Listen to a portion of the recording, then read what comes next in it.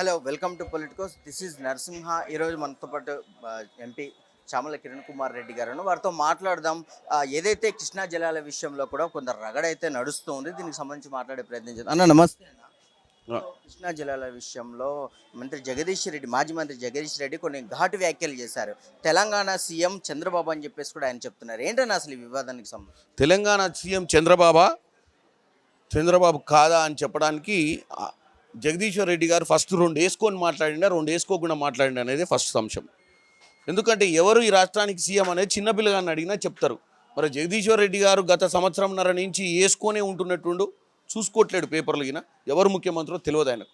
రెండోది జగదీశ్వర్ రెడ్డి గారిని ఒకటి చెప్పాలి, ఎవరు పోయి రోజా గారింటికాడ చేపల పులుసు తిని రత్నాల రాయలసీమ చేస్తా అని చెప్పొచ్చిన నాయకుడు ఏ ముఖ్యమంత్రో మరి జగదీశ్వర్ రెడ్డి గారు చెప్పాల్సిన అవసరం ఉంది.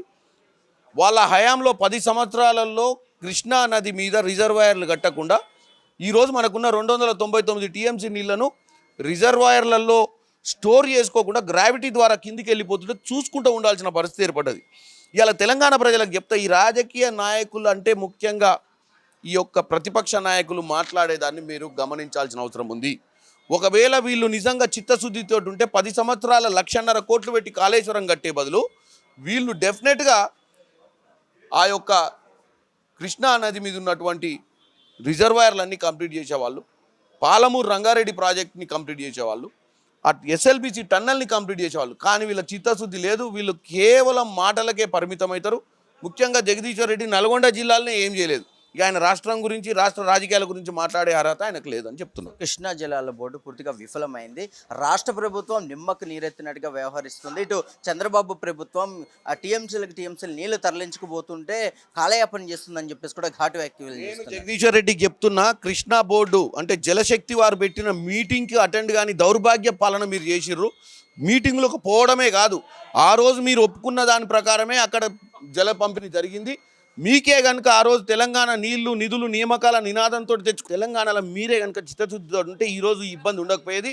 ఈరోజు రిజర్వాయర్లు కంప్లీట్ అయ్యాయి. ఈరోజు 299 కాదు 350 టీఎంసీలకు మనం వాడకంలోకి వచ్చేటోళ్ళం.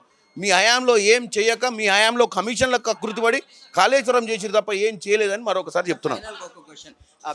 ఎమ్మెల్సీ కవిత తీసుకుని పూలే విగ్రహానికి సంబంధించి గవర్నమెంట్ ఎట్లాంటి సమాధానం ఇవ్వబోతుంది? ఫస్ట్ కవితకు చెప్పండి, డిసెంబర్ 9వ తారీఖు నాడు 2023లో రేవంత్ రెడ్డి గారు ప్రమాణ స్వీకారం చేసిన 5 నిమిషాలకే వాళ్ళ అయ్య ఉంటున్న ప్రగతి భవన్ని పేరు మార్చి పూలే భవనం అని పెట్టిర్రు. అంటే ఎవరు విస్మరించిర్రు బీసీలను, ఎవరు విస్మరించిర్రు పూలే గారిని? వాళ్ళ అయ్య ఉన్న రోజులు అసెంబ్లీ వాళ్ళ నాయననే ఉండే కదా. ఇవాళ మేము వచ్చి సంవత్సరంన్నర అయింది, అసెంబ్లీ ప్రాంగణంలో పూలే గారు విగ్రహం పెట్టాలని ధర్నా చేయడమే ఒక హాస్యాస్పదం. 10 ఏళ్ళ నుంచి వాళ్ళ నాయనని అడిగితే వాళ్ళ నాయనే పెట్టించేటోడు కదా. అప్పుడు లేని చిత్తశుద్ధి ఇప్పుడు ఎందుకు వచ్చిందని చెప్తున్నా. సో చూశారు కదా, తాజాగా రాష్ట్రంలో జరుగుతున్నటువంటి రాజకీయ అంశాల మీద అయితే పూర్తిగా కూడా రాష్ట్ర ప్రభుత్వాన్ని విమర్శించడం అనేది ప్రతిపక్షాలకు సరైన విషయం కాదు. ఖచ్చితంగా అభివృద్ధిలో ముందుకు రానటువంటి విపక్షాలు ఏవైతే ఉన్నాయో అధికార పక్షాన్ని ఎండగట్టడం ఏంటి అనేది కూడా వారు చెప్తున్నారు. ఏదైనా నైతిక విలువలను పాటిస్తూ కూడా ఈ విమర్శలు చేయాలి తప్పితే ఇష్టం వచ్చినట్టుగా మాట్లాడడం కరెక్ట్ కాదు. కృష్ణా జలాల విషయం కానివ్వండి, పూలే విగ్రహానికి సంబంధించి కానీ విమర్శలు చేయడం కాదు. 10 ఏళ్ల పాలనలో ఉన్నటువంటి ప్రభుత్వాలు ఏం చేశాయని చెప్పేసి కూడా తిరిగి ప్రశ్నిస్తున్నటువంటి పరిస్థితులు కనిపిస్తున్నాయి. మరి ఇలాంటి అంశాల నేపథ్యంలో రాష్ట్ర రాజకీయాల్లో కూడా కొంత చర్చలు నడుస్తూ ఉన్నాయి. అనేక అంశాలు అయితే తెర మీదకి వస్తున్న నేపథ్యంలో మరి చూడాలి, ఇటు ప్రతిపక్షాలు కానివ్వండి అధికార పక్షం కానీ పొలిటికల్గా ఎట్లాంటి స్టాండ్ తీసుకుంటాయనేది కూడా కొంత ఆసక్తికరంగా మారిన నేపథ్యంలో మరి చూద్దాం. ఈ మార్పులన్నిటికీ కూడా ఇటు అధికార పక్షంగా ఇటు ప్రతిపక్షాలు కానివ్వండి మాటల యుద్ధాన్ని ఒకరి మీద ఒకరు మాటల యుద్ధం చేసుకుంటారా, లేకపోతే అభివృద్ధి పదంలో ముందుకు నిలిచి వెళ్తారా? మరి రాష్ట్ర ప్రభుత్వం చేస్తున్నటువంటి అభివృద్ధి విషయంలో ఎట్లాంటి అంశాలు ఇక ముందు తీసుకుంటారనేది కూడా తెలియాల్సి ఉన్న నేపథ్యంలో మరిన్ని అప్డేట్స్ కోసం చూస్తూనే ఉండండి పొలిటికోస్. ఇది ఇప్పటి వరకు అప్డేట్. కెమెరామెన్ చంద్రశేఖర్తో Narasimha reporting from Gandhi Bhavan, Hyderabad. Please subscribe to the channel and download the Politicos app from the links in the description.